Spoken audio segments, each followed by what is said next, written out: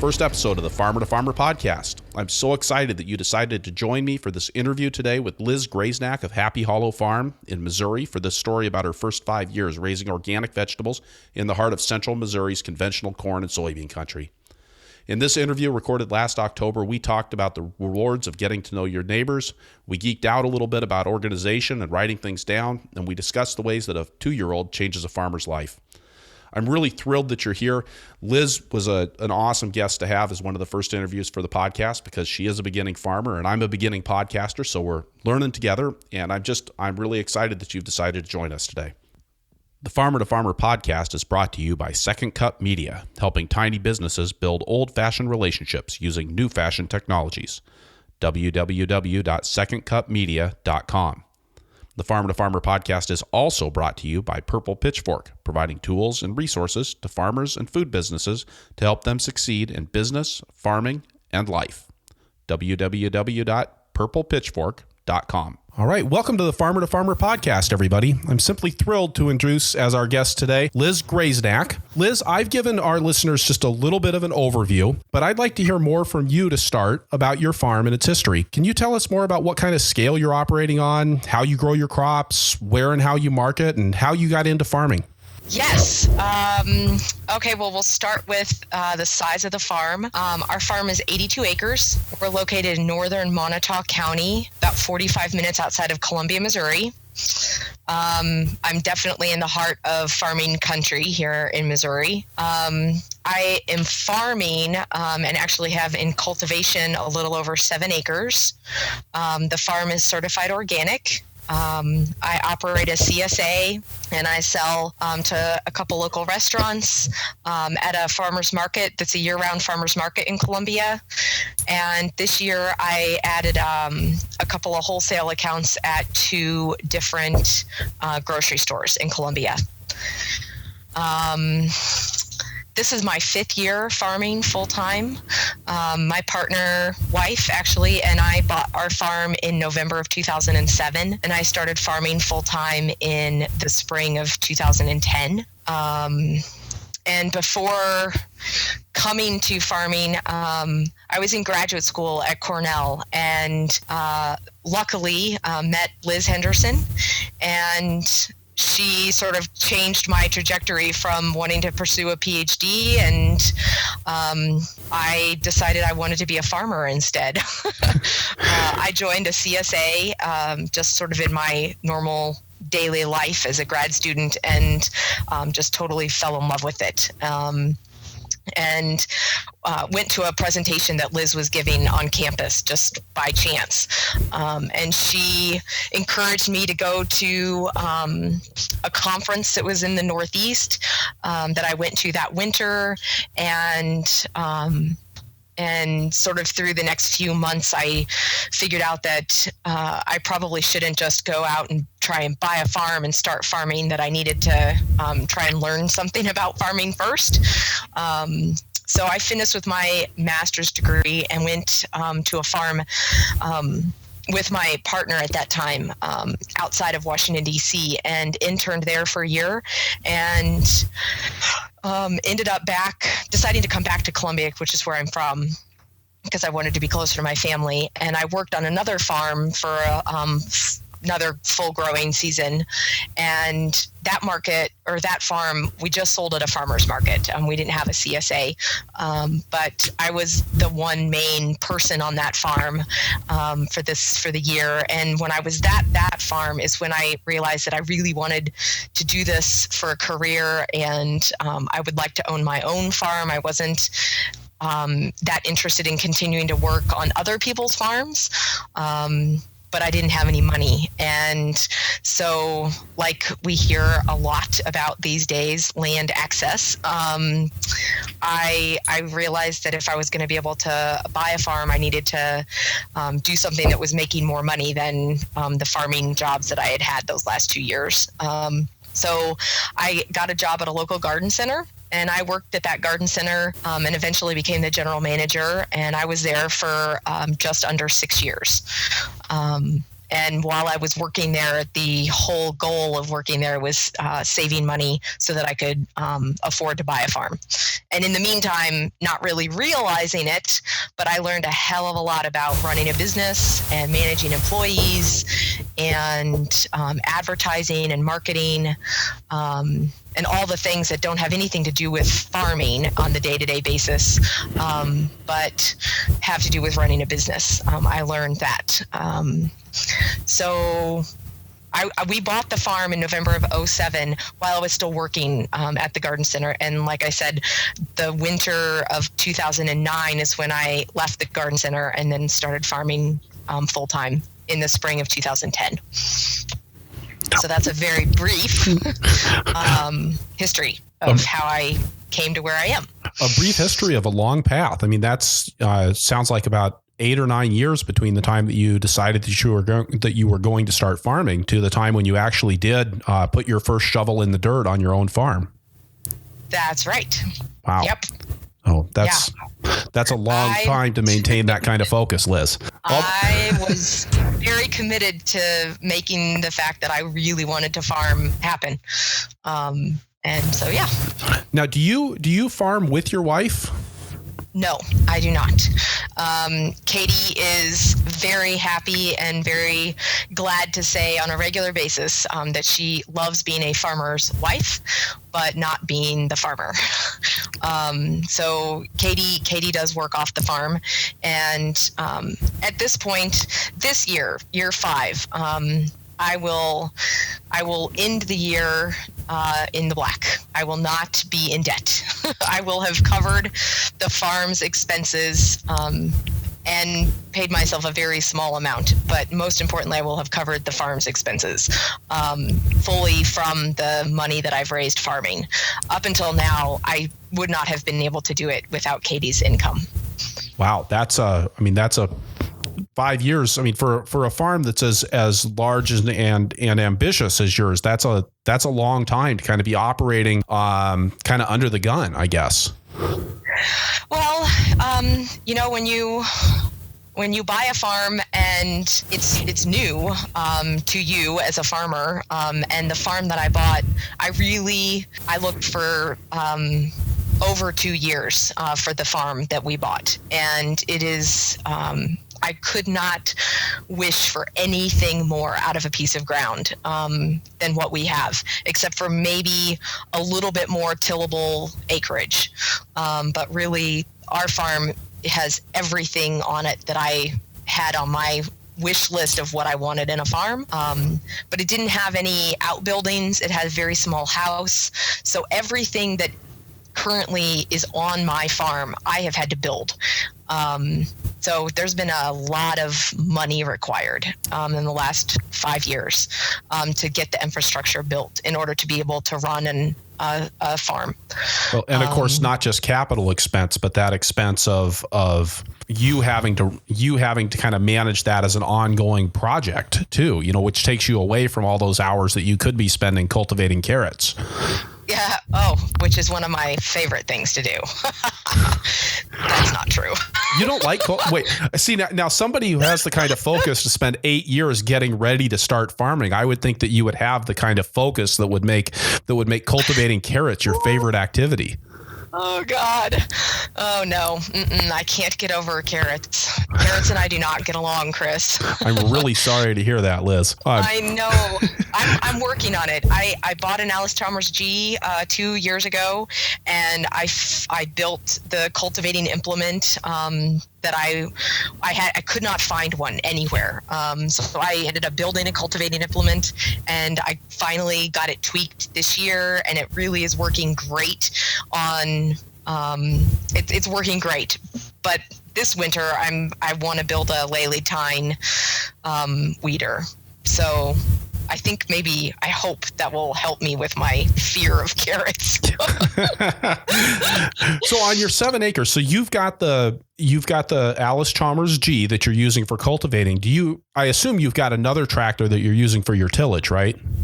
Right. I actually have 3 other tractors. The very first tractor that I ever bought was a Ford 801, and I use that for pretty much carrying, hauling, moving stuff on the farm. Anything that I am moving around, that's what I use that tractor for. And I bought a larger Ford 5600 in my second year, and I use that tractor for pretty much most of the not cultivating, but most of the like tillage that you disking and any major earth stuff that I'm doing. I use that bigger tractor for. And then last year, I actually had a CSA member give me a Massey Ferguson tractor that I haven't really figured out a good way to work into the mix yet. But I have it, and I may use it. I may end up selling it. I don't know. And the bigger blue Ford has served me very, very well until I got as big as I am, and now I don't have a loader, which is one thing that I've known for 5 years that I really needed to have, but I just didn't have one. So I'm actually getting ready to. I've already found a tractor, and so I'm getting ready to sell that bigger Ford and get a tractor that's going to suit my needs better. So you've got, with 4 tractors on the operation, are you a fairly, and you talked about building your own cultivators. Are you a fairly handy person? I would say yes. I detest paying somebody to do something that I can either muscle my way through or figure out how to do it.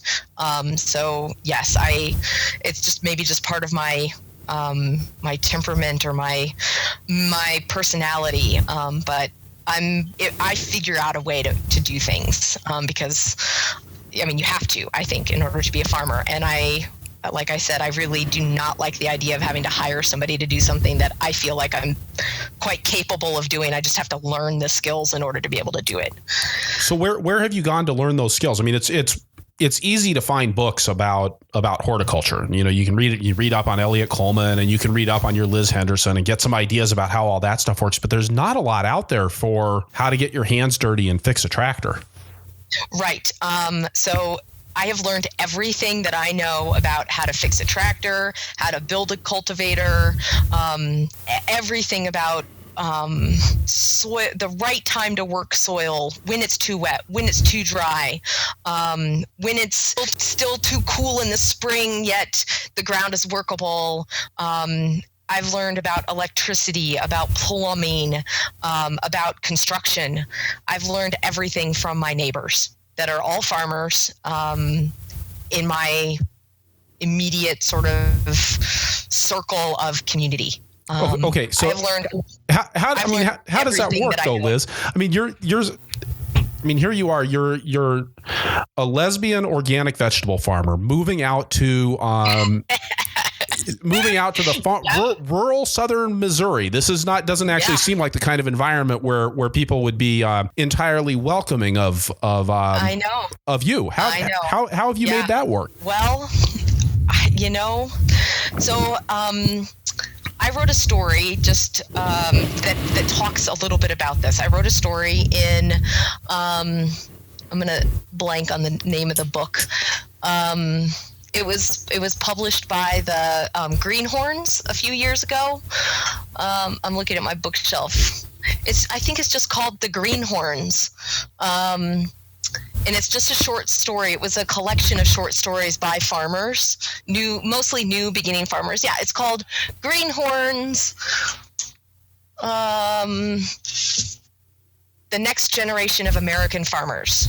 50 dispatches from the New Farmers Movement. Have you heard of that, Chris? I haven't, but I think we're going to look it up, and I know we'll get a link to that on the show notes.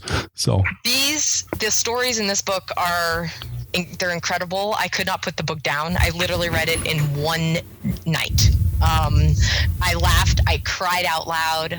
I could connect with every single story that was written in this book. And you're right. I think that there has been a lot of luck in the fact that I landed where I have landed. I'm totally in the middle of the Bible Belt. The one farmer in particular that's befriended me when we moved out here. People are curious. all the neighbors wanted to know who we were, who this couple was, these two women that had bought this farm, in their community. And it was strange that we were driving back. We weren't around a lot because we drove to Columbia. Columbia is 45 minutes away, so we weren't here a whole lot. And I can distinctly remember in the first year, I'd never lived in the country before. And in the first year, I got a flat tire on my truck while I was going into town. We have probably 2.5 miles of gravel, and our farm is at the very dead end of the gravel road. You cannot go any farther past my place. So I got a flat tire. And I was running late to work, and so I had my mom come and get me. So I left my truck on the side of the road. When I came back from work at the end of the day, it was dark. The tire had been changed on my truck, which I was shocked. I couldn't believe it. And it was my neighbor, JT Castle, who is now 74 years old. And he happened to be driving down the road, and he and his cousin Philip had seen that the tire was flat on my truck. And so we live in the country. I don't lock a door on anything. And so they had taken the key. They got the tire out from under my truck, the spare, and they put the spare on my truck, and they put the flat tire in the bed of my truck.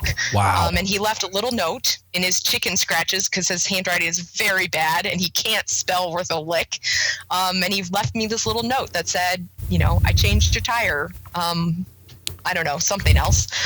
And I was so floored. I just couldn't believe the gift that had happened. And so Katie and I didn't even do it. Katie made a cherry pie, and we took it over to their house one evening to say thanks. And, it turns out that it was the most ridiculous thing ever, because we were taking this cherry pie to the world's best baker. That was a little Freudian slip right there. Best baker and pie maker that has ever existed, JT's wife, Mary. And the pie crust wasn't all that good on Katie's pie. And we sat there, we ate it, and they ate it, and they said how delicious it was. But then Mary told us the key to making good pie crust was lard. And so she gave us some lard.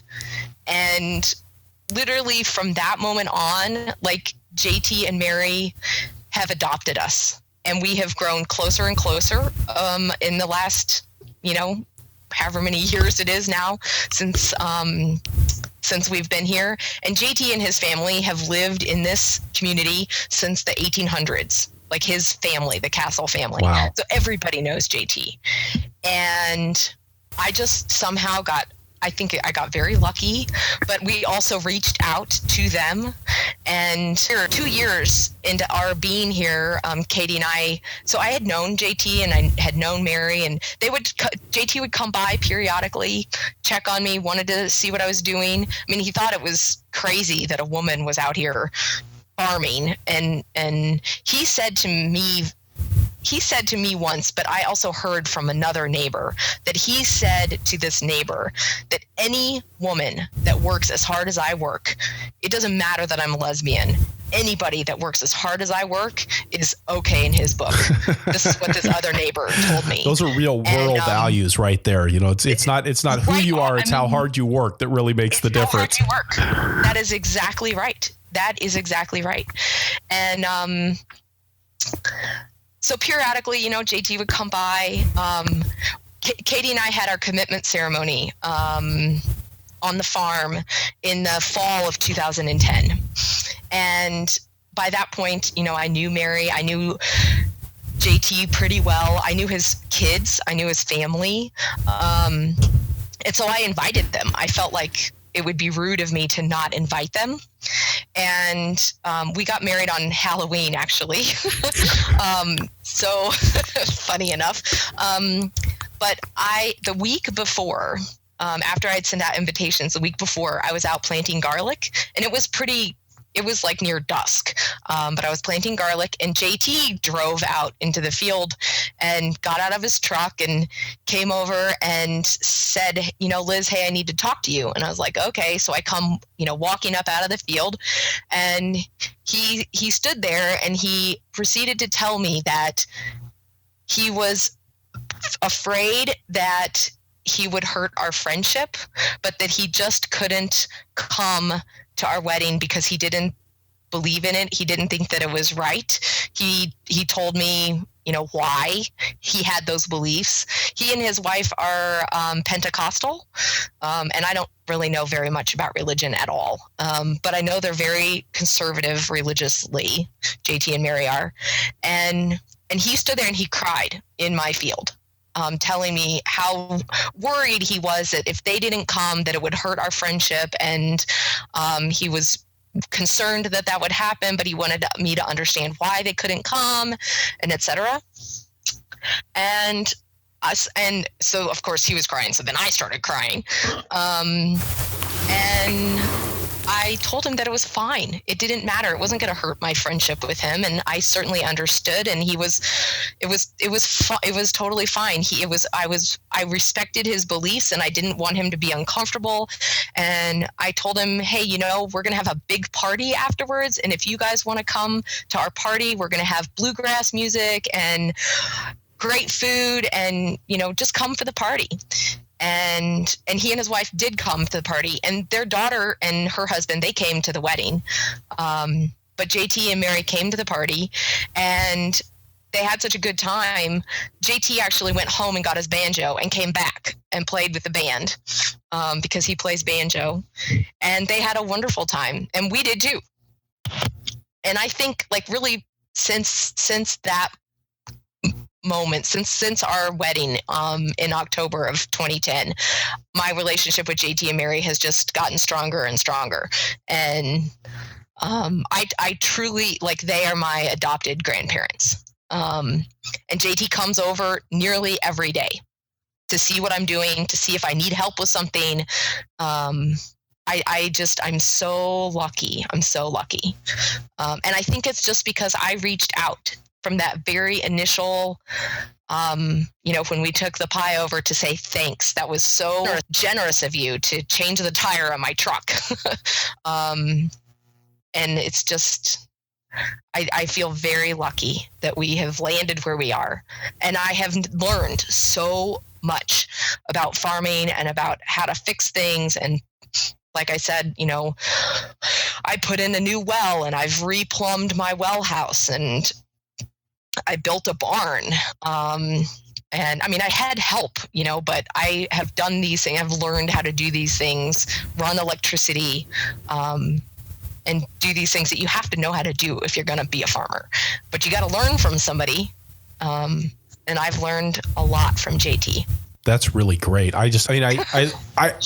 It's so important, I think, to have those kinds of relationships on the farm. And I recently did an interview with Paul Arnold from Pleasant Valley Farm up in upstate New York, and he talked about the importance that his dad had on his farm of this somebody who was able to, who knew how to do that kind of stuff, but also was able to pay some attention to those things that weren't just urgent. They were important. Having that kind of support network, I think, is really critical for farming. And it's easy, especially when you're doing something weird like vegetable farming, and then a little bit weirder like organic vegetable farming in the middle of a sea of corn and soybeans. It's easy to forget how important those resources are if you didn't bring them with you. That you need those other people around you who you can turn to help you get things done, to answer those questions about living in the country. And because that's just a skill in and of itself. Just being 45 minutes from the city is something that it sounds like you grew up in the city, right? I was. Yeah. Oh, sure. Yeah. So, and I grew up in town. The idea of not being able just to turn around and go to the store. I think a lot of beginning farmers underestimate the skills that it takes to live in the country, just on a day-to-day basis. You have to be so organized. And I don't have a shirt pocket like you do. but I have a butt pocket that my notebook lives in, and I am writing stuff in that notebook. I couldn't tell you how many times a day. You have to be so organized. Otherwise, half your day is going to be spent running errands to get something that you forgot to get when you were in town last. And nobody has time to be off the farm that much. Yeah, you got to be on the the farm to do the farming. That's for sure. So yeah. So I mean, let's just geek out on the organizational technology for a minute. You're a notebook person. You're not taking notes on your iPhone or anything. No, I got my first iPhone this January, and it was upon the extreme pushing of a good friend of mine that also lives out here. He was exacerbated by the fact that he couldn't text me because our farm is in a valley, and I had a good cell phone. I had I don't know what you call it, smartphone, but my service provider did not have good service in this valley, and so I had to switch to AT&T, and I got an iPhone, and I use it so much more now than I thought that I would. Now that I have it, but I can get a text, I can get a cell phone call, when I'm on the farm, whereas before I couldn't. I still rely mostly on email, which I can do when I'm in the house at night. But yeah, I still keep a notebook, and that's where I do all of my note taking and go back and look through my notes in the winter. Things that I've written down to myself that I didn't want to forget. Any particular notebook that you're a high fan of? Are you out there with your Moleskines, or do you just pick up the 3x5 paper notebooks that you can get 5 for $1 at Staples? No, I use the ones that are waterproof. They have a yellow cover. I can't think what they're called. Right in the Rain. Yeah. Okay. Right in the Rain. Okay. That's what I use. All right. It's a small size. It's a good size for me, and it's waterproof. Yeah. Yeah. All right. And so the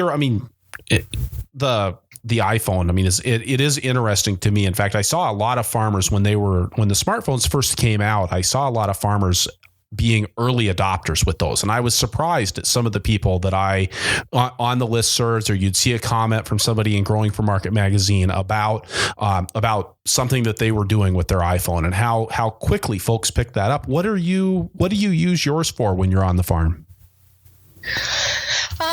I get texts.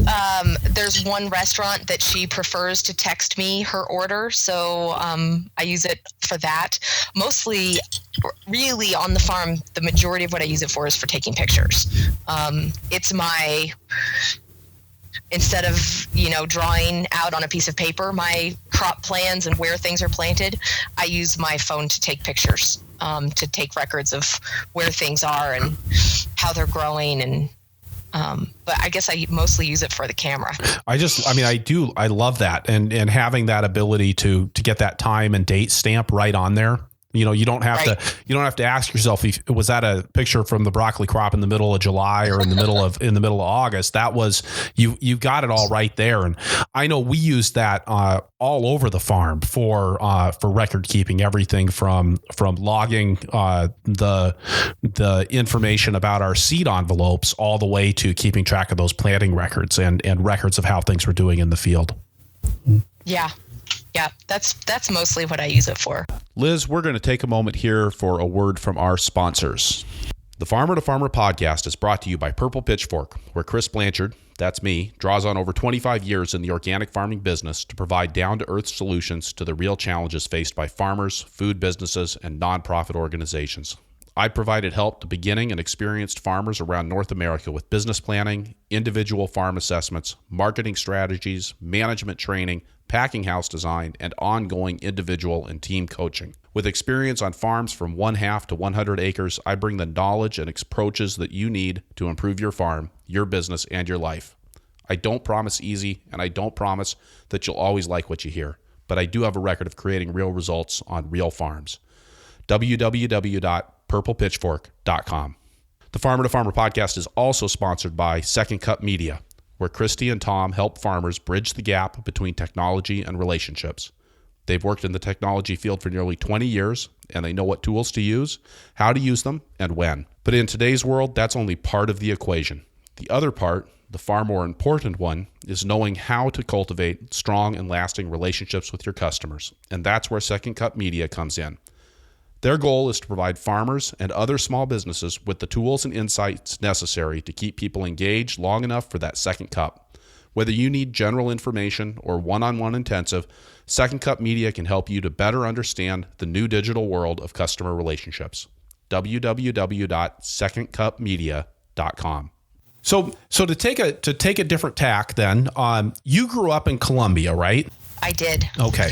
And you're marketing now in Columbia, 45 minutes away from the farm. How's that been to come back? It's been a lot easier than I thought it would. I would say I have an advantage over many people that are wanting to start farming. I grew up in an entrepreneurial, is that the right word? Entrepreneurial family. My grandfather owned businesses. My mom is a business owner. I grew up in the retail world of business owners. And even though, nobody ever sat me down and said, this is how you run a business, I paid attention because that was the world that I grew up in. I learned through osmosis and just, sort of by doing it and paying attention, how to create a good display and how to market visually my produce. So selling at the farmer's market is, I really enjoy it because I love talking to people. I love meeting my customers, and I love putting together a beautiful display. My very first year that I started with the CSA, which is what I did initially, I had a CSA of 19 customers. My next year, the second year, I had 56 customers. And it was all it was word of mouth because I was only doing a CSA my first year. My second year, I did the 56 customer CSA. My third year, I was at right about 60, maybe somewhere in there, CSA members, and I started selling at a smaller farmers market in Columbia. It was a Sunday market. And I wanted to sell at that market to just make sure that I had enough product, not only for my CSA members, but enough that I could take to market to put together a good display before I committed to going to the really big farmers market that's on Saturdays, which I started doing last year. So I don't do the Sunday market anymore. I go to the large 80 plus vendor farmers market on Saturdays. And I still have, and last year I had around 60 CSA members.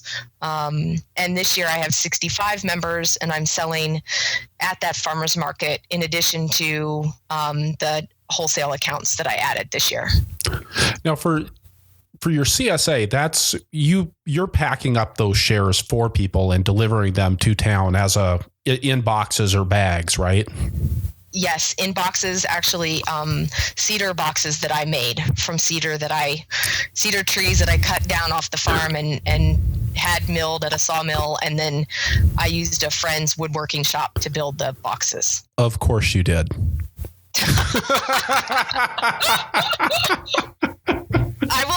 I'll tell you, my CSA members, the new members, when they get their first box, every single one of them emails me and says, my God, Liz, it is so beautiful.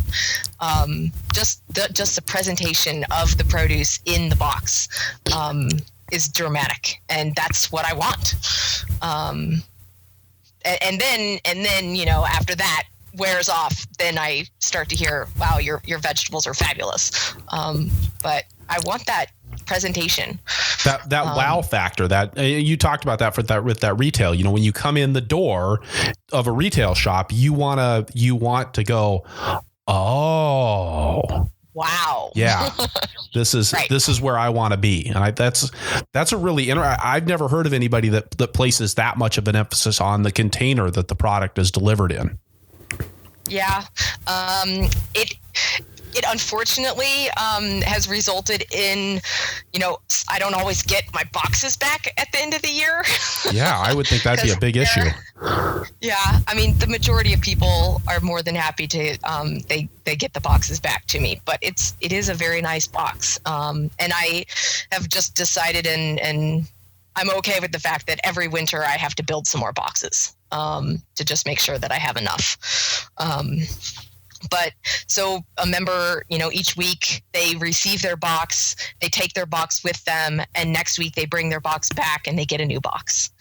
And I have a few people that take their veggies out of their box and they put it in their own bag. But there's not most people don't do that. Most people take the box with them. Right. So you've got 2 boxes for every member? I have about 3 boxes for every member. Okay. Because, people forget to bring their box back.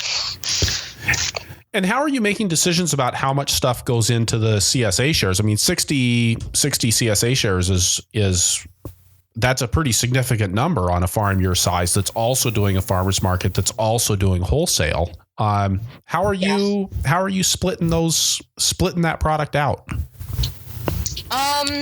I pay very close attention to the retail value of the product that goes into the box. I base it on what I sell produce for at the farmer's market. In the spring, I usually, because it's usually pretty heavy on greens. So the retail value might not add up exactly to the dollar per week that the share actually cost. And there might be a few weeks that are like that. But when you move more into summer with tomatoes and squash and cucumbers and stuff like that, I usually make up for that by giving them a little bit more than their retail value of what the CSA share cost. And I pay very close attention to, do I have enough for all of the shares? Do I not have enough? Can I just give something to a full and partial share and maybe not the single shares this week? And then next week, the singles might get it and the partials may not get it. But I would say primarily, I want to make sure that I give, if I have it on the farm, I give it to my CSA members. But I do, in my head, tally every week, like how much the retail value is of what they're getting in their boxes. Okay. And Columbia, I mean, you said an 80 vendor farmers market. Columbia must be a pretty sizable market then. It is. There are only 2 of us that are certified organic. Oh, really? Yeah. I did have, last year there were 2 other farms, so there were 4 of us, a whopping 4. But those 2 farms are not really selling anymore. I don't think that they've disappeared, but they certainly aren't at the market this year. That's one advantage that I have, I think.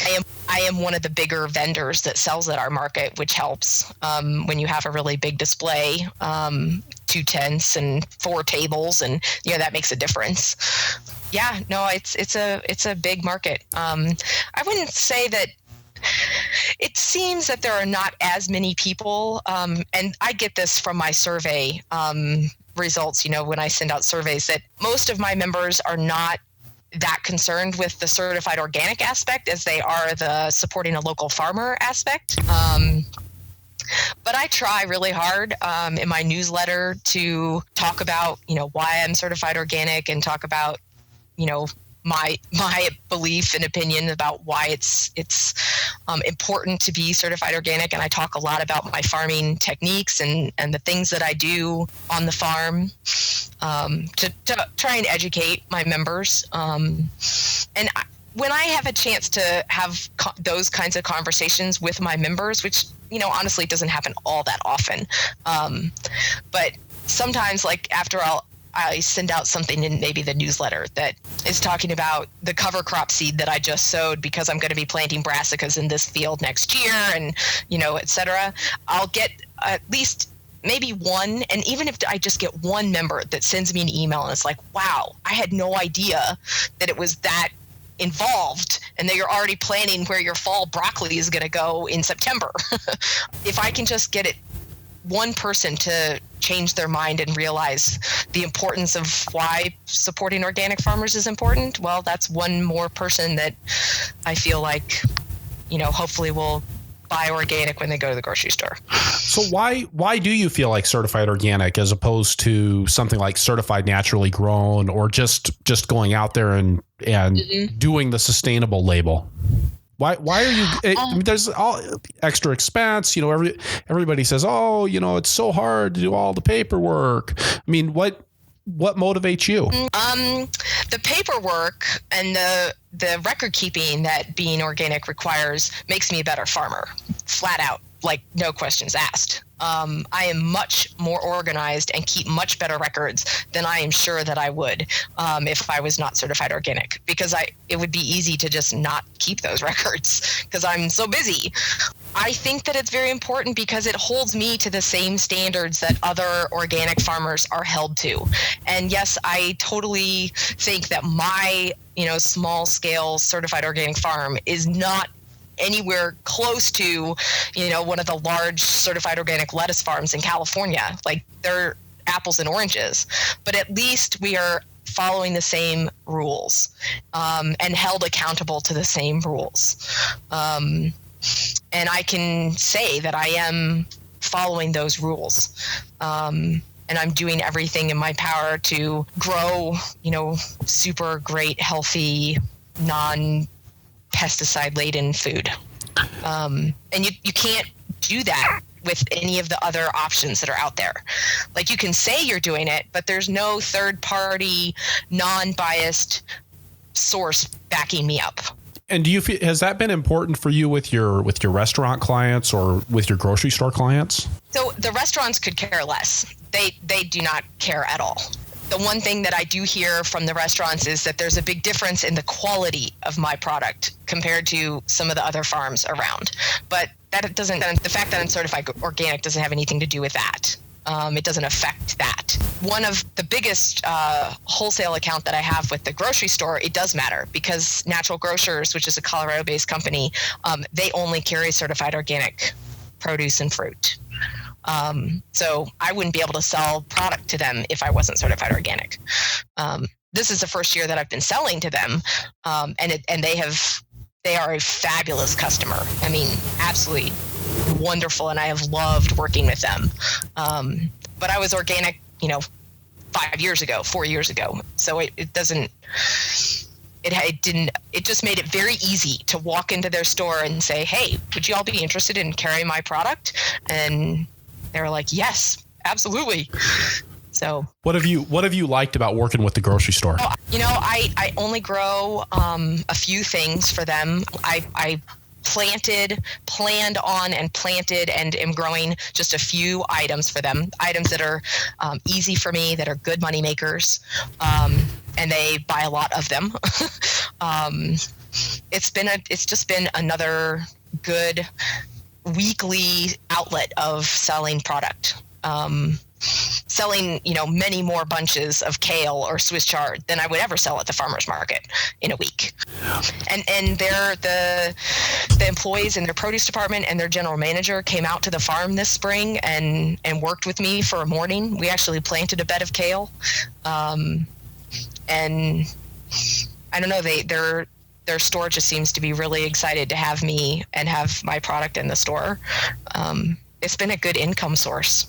And I didn't come down all that much. I mean, it came down some, but I didn't come down a crazy amount on my price because I couldn't afford to. Even when you say didn't come down on your price compared to what you're selling it for at farmer's market. That's right. Wow.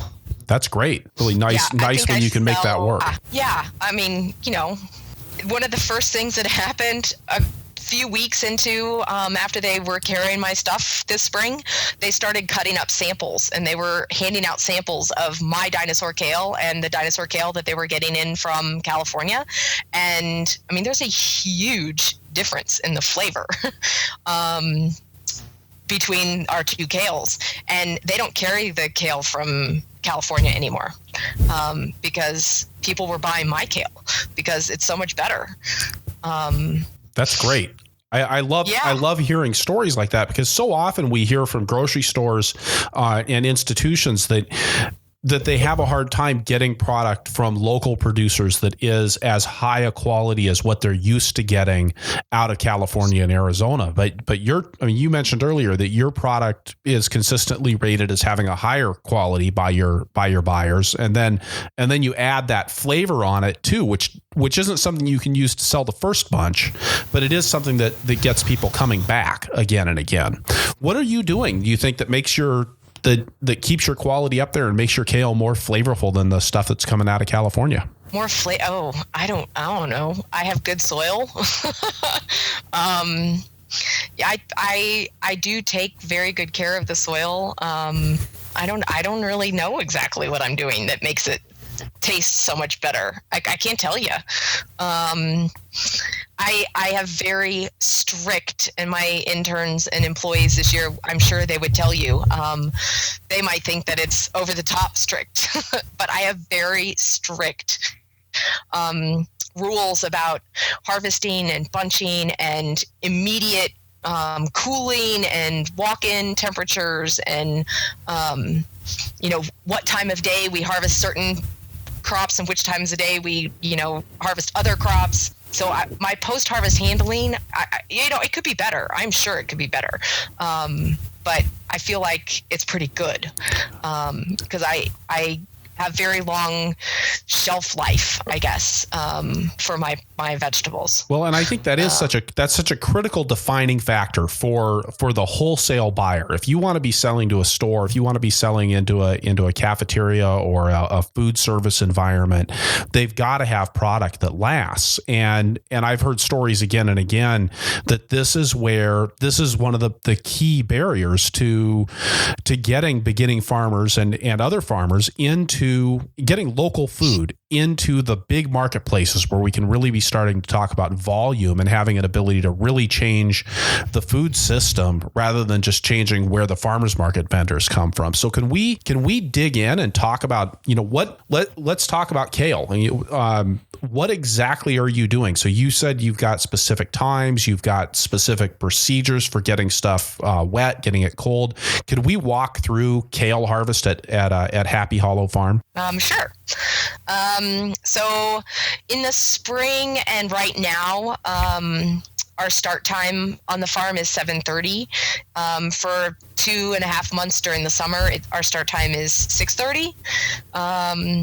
And if we're harvesting kale, on that morning, we do chores, and by 8 o'clock or 7 o'clock, respectively, we're in the field harvesting kale. Rubber bands are on our fingers for the number of bunches that we need. Crates are out in the field with us, and we're harvesting and bunching. And the plants get cleaned as you go. So if you're harvesting off of this block of kale, you take off the leaves that aren't a keeper for a bunch, and you make your bunch as you go. And I usually it depends on the size of the leaves, but anywhere between 10 to 12 leaves in a bunch. The leaves get bunched, like if you consider what the top of the leaf is, they get set on top of each other, like if you were making a bouquet, right? I guess. Right. And then the rubber band goes around the stem about an inch up from the bottom, 3 times around, because if you go 4 times around, it cuts the kale too much. The rubber band, each of those 3 times around, they're all they're bunched together. Do you know what I mean by, it's easy when I can show somebody. I don't want one of the pieces of that 3 times around of the rubber band to be off. Right. They've got to all be next to each other. They have to all be next to each other, right? Because I want it to look neat. I want it to look like it was intentionally done that way. And you have to intentionally do it that way. Otherwise, you will have one of the pieces, not with the other 2 pieces.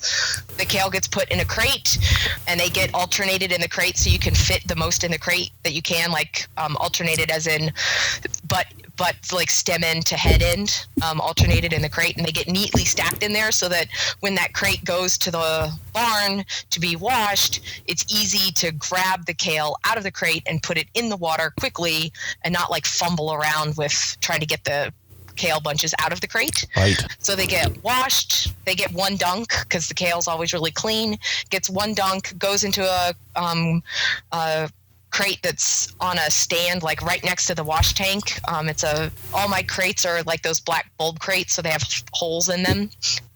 So the kale gets dunked, it goes into this crate, it drains, it goes onto the packing table, which is just right behind the wash sinks. It sits there for until you get all the kale washed, and then you take the kale out of those black crates that are draining. You give them like one shake to get any excess water off of them, and they go into a collapsible gray tote with a lid, and they go into the walk-in. Okay. And kale harvesting, could last anywhere from 30 minutes to an hour. Like the whole process, depending on how many bunches we have to harvest. So it's a pretty short trip from the field to the packing shed and into the cooler for that bunch of kale. Yeah. Yeah. And this is the thing that I think again and again, I mean, getting that product cold fast is just the real key. Do you have so you've got a walk-in cooler. Are you using a CoolBot system, or do you have a regular commercial walk-in setup? No, I'm using a CoolBot. Okay. And you like that? And I do. I love it. My first walk-in, I built my first year, and that's my cold room. And 2 years ago, I built an addition onto the cold room, and that is my like 55 to 60 degree room. And I don't have any separate cooling system in that addition. It's just I have some holes cut in the wall where there's a door. Also, you go into the first room, that's the moderate room, like I call it my tomato room. You go into that one, and then you open a door to go into the cold room. Okay. So the cold room, it's a 10 by 10 walk-in. It cools the 8 by 8 walk-in that's attached onto it. Right. That makes sense. So now you said you're doing a lot of kale for the natural food store in town. What other crops are you growing on a large scale? So I sell, we have a local natural foods grocery store, and I sell a little bit to them. They're fairly inconsistent, but I sell a little bit to them. So I sell mostly kale, like the things that I planned on growing, and I planted excess quantities of these crops in order to have product to sell to natural grocers. Are kale, Swiss chard, summer squash and zucchini, cucumbers, and tomatoes, heirloom tomatoes and cherry tomatoes, and scallions. How are those cherry tomatoes going for you? That's not an easy crop to make money on because of how intensive they are to harvest. Well, I sold a lot of them to natural grocers. You guys got very good money. There you go. It's the good money that's the key, right? Yeah. And a lot of them so that you can get efficient at actually doing the work. Oh. Right. Yeah. Like next year, I'm going to grow a row of cherry tomatoes in my high tunnel so that I have them much earlier, so that I can start selling them to natural grocers much earlier than what I did this year, because I just had them. All of my tomatoes were outside planted. This year. Okay. Now I know I saw some pictures on your Facebook page recently. You were getting stuff into your high tunnel for winter production. Is it just the one high tunnel? Right now, although next week, is it next week? No, it's in 2 weeks. The 13th, I'm putting up another high tunnel. Great. That week. In a week. Yeah. In another week, I'm putting up another high tunnel, and a very large high tunnel. My first high tunnel I got an NRCS equip grant to put up, and this year the rules changed and they took out the square footage requirement. Like you could only have so many square feet of high tunnel previously. So they took, did you know about this? Yeah, I knew some about that, but maybe some of our listeners don't. So this is the NRCS cost share program where you can get funding. They'll basically split the cost of a high tunnel with you, right? Right. That's right. And if you're certified organic, they pay $4.51 a square foot for a high tunnel. And that's enough for me to hire somebody to put it up for me, which I am doing. How nice is that? Buying the high tunnel and hiring somebody to put it up for me. So the rules changed this year, so there no longer is a restriction on a certain number of square footage that they would only pay up to that square footage.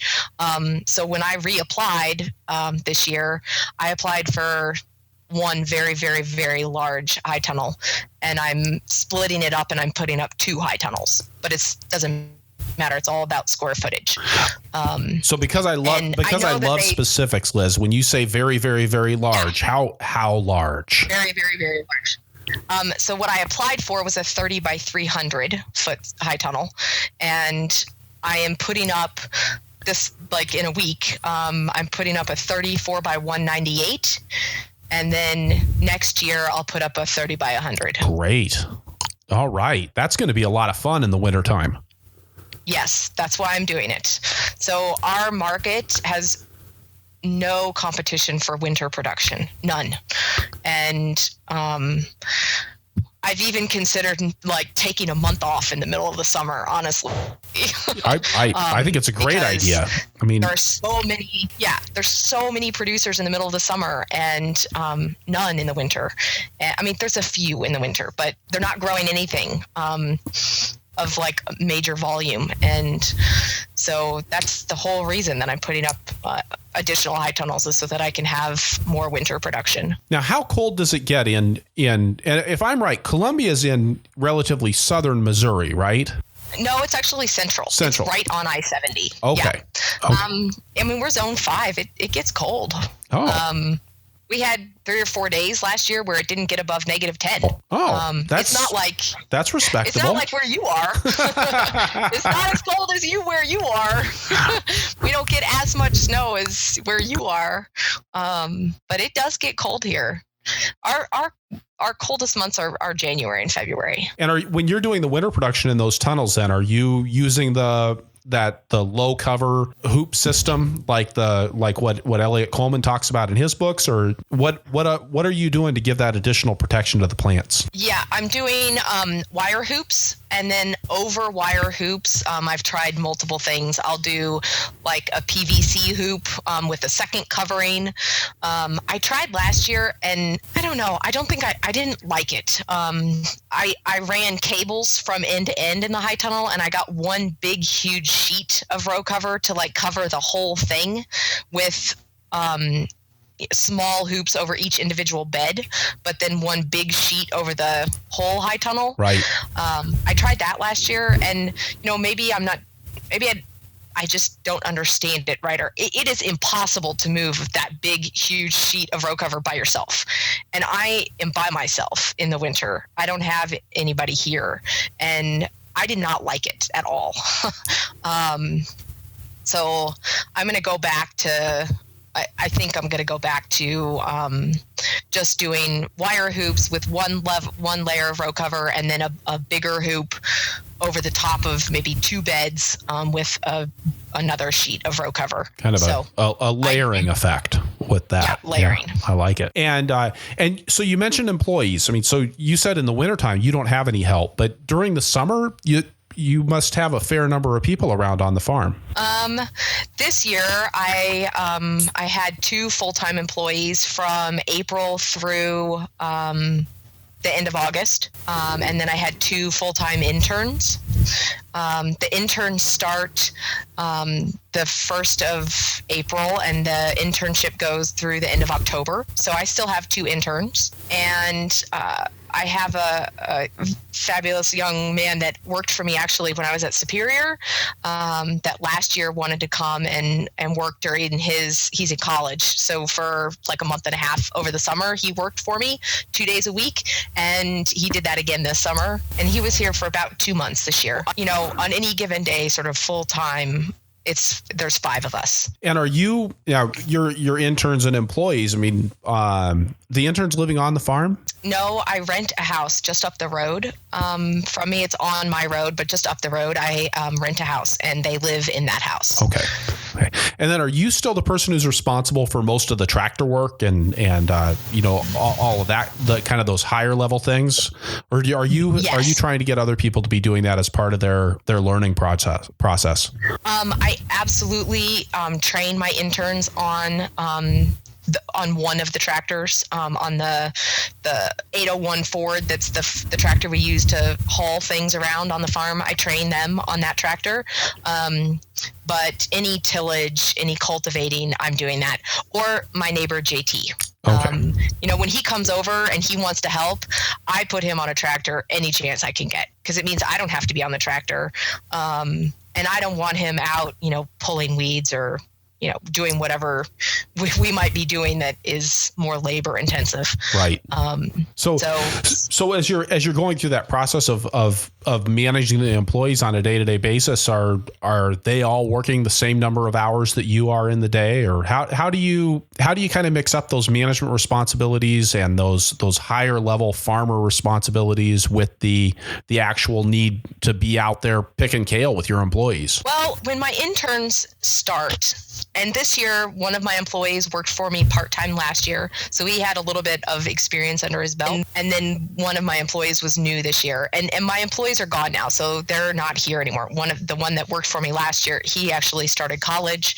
And Jason, he's also gone. So I just have 2 interns now. I also have a woofer right now, who she came, she was here for a week. She said she loved it. This is like her 4th farm, I think, 5th farm, I guess, that she's now been on. And she asked if she could stay on as an intern, like through Christmas. And I was like, sure, absolutely. You bet.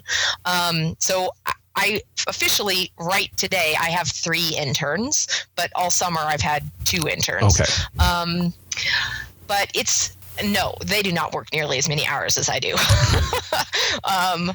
If there are like cultivating type things that need to happen, I usually do that at the end of the day after people have left, or, maybe they're gathering eggs, washing eggs, cleaning tools, cleaning out crate like that. Maybe then that would be when I would go and hop on the G and do some cultivating. But it's very, very, very important to me that for the first few months, I work side by side with my interns and whoever is here on the farm. We do everything together. If we're harvesting onions, I'm right there harvesting onions with them. If we're weeding a carrot bed, then that's what I'm doing with them. So my day starts well before their day, and it ends usually well after they've left the farm. I would say usually by September, my interns have a pretty good grasp of the way I want things done. I mean, there's still things that are new, like they've never harvested broccoli before, they never harvested cauliflower before. But generally, the way the farm runs, they know my general standards for quality. So by this time of the year, I am starting to divide up into teams and like have 2 people go and do something, 2 other people go and do something else. And maybe I go with one of those teams, but we're not all together doing the same thing together. But that dividing up into sort of going different directions, that usually doesn't happen until right around September-ish. I don't think there's any substitute for that elbow to elbow leadership, that working right beside your crew and making things happen. I think that, one of the things that she didn't tell me, my woofer, Elise, but in the first week that she was here, she told Sarah, one of my interns, that on none of the farms that she had been on did the farm owner actually work with her doing whatever it was that she was doing until she got here. And she was like, wow. I mean, she's told Sarah that she was just amazed because none of the farms that she had been on over the last 4 months that she's been woofing, none of the farm owners did that. Wow. And I would think that with the woofing program, which is, correct me if I'm wrong, it's the Willing Workers on Organic Farms, right? Yep, that's right. They actually changed the acronym name. I don't know what it is now, but it used to be that. So that's still what I call it because that's just what I remember it as. Okay. But I would think that those would be exactly the kinds of farms where you would have the farmer out in the field working with the employees. Yeah, you would think so. She said that none of the farms that she had been on that they did that. They'd take her, they'd show her something, and then they'd leave and go off and do something else for 2 or 3 hours. Wow. Wow. So, yeah. I just think it is a really important leadership function to be there with your crew, doing the same things that your crew is doing and showing them how well it can be done, how fast it can be done, what your standards are. And I think it opens up, especially with interns, it opens up so many more opportunities for the education as you go as well. Hey, these are ladybug eggs. These are, this is what we're seeing. This is why we're doing this way, that you don't get if you're just sending people off to do the work. Right. Absolutely. So Liz, I know that you've also recently added, well, I don't know if he's a helper yet, but hopefully someday will be, to your family. Right. So you're farming now with an almost 2-year-old. Yes, Sylvia. Her name is Sylvia, and she is a very eager helper. On the weekends when she's here, she does the chores with me. She wants to be outside doing whatever I'm doing. She's an excellent egg collector already. She crawls in underneath the nesting boxes and gets the eggs that the chickens have decided to lay on the floor. She goes to town with Katie every day, so she's not here on the farm during the week. She is here on the weekends. But yeah, it seems like she loves farm life. She always wants to help me and be with me whenever she's home. How has having kids changed your work patterns on the farm, or your thinking about the farm? I try. I would say I try really hard, and I have done much better this year, having more help on the farm. I don't work as late in the evenings. I used to use the evenings for my office work time to get caught up on emails and billing and paying bill, whatever. I used to use the nights for that. And I don't do that so much anymore because I'm hanging out with Katie and with Sylvia. I do some of it after she goes to bed. But in the evenings, I'm here in the house and I'm just with them. Yeah,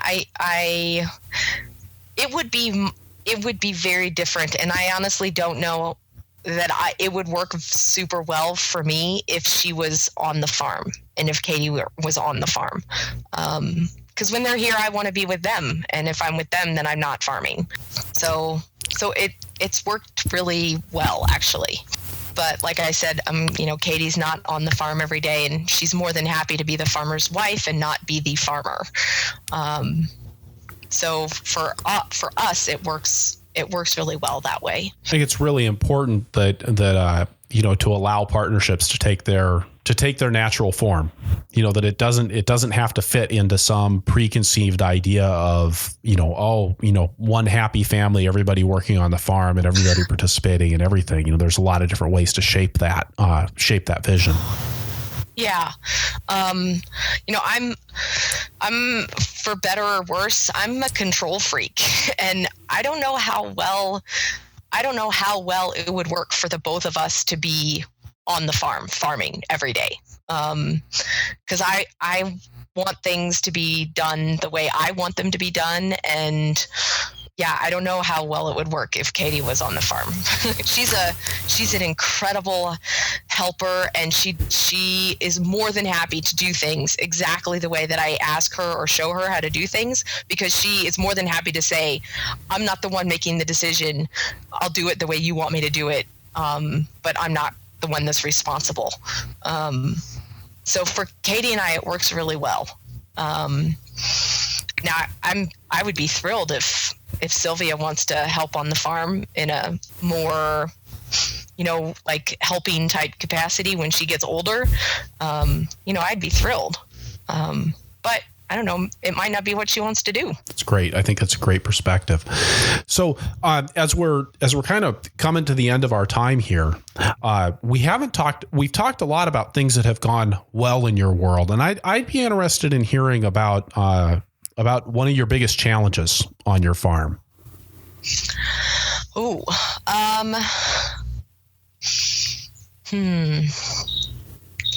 Like on a daily basis over the last 5 years, the biggest challenge is for me is being a good boss and having a good relationship with the people that are here working on the farm, and being able to create that level of respect that's necessary, and that line of, I can be your friend, but I'm also the boss, and this is also my farm, and I need you to do things a certain way because it's my farm. I would say that's probably the biggest challenge on a daily basis.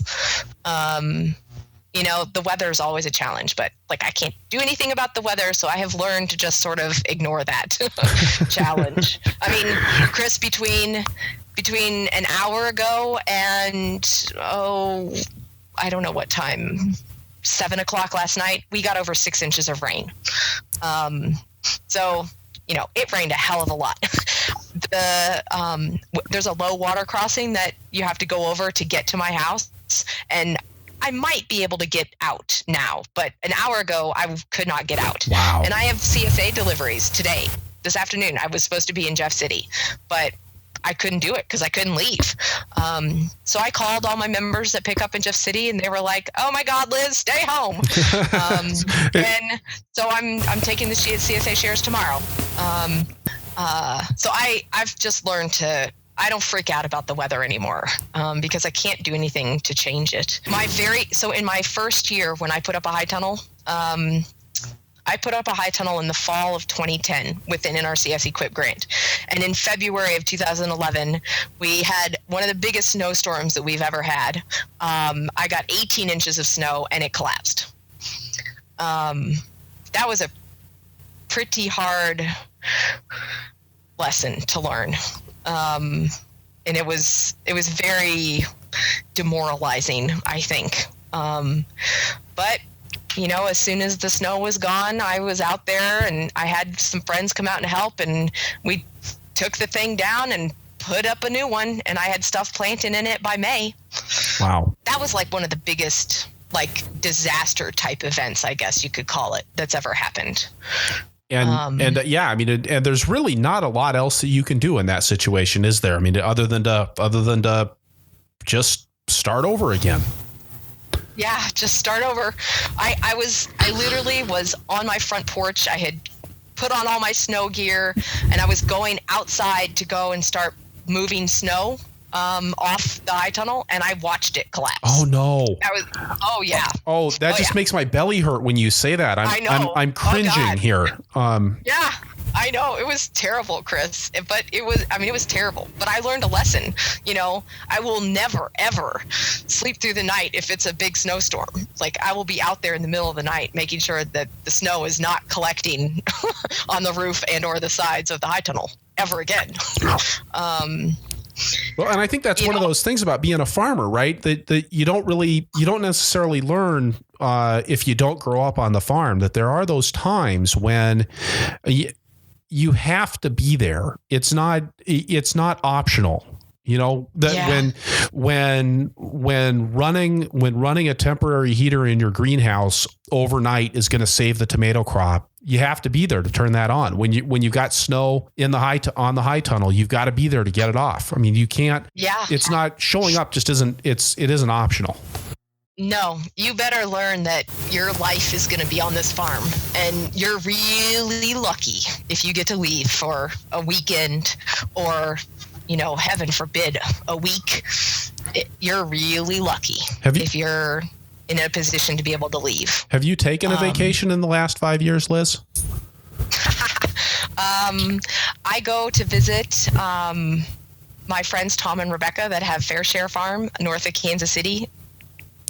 It's about 2.5 hours from here, at solstice every year, and I go for a weekend. It works fine because my interns are here. It's a good time of the year to be gone.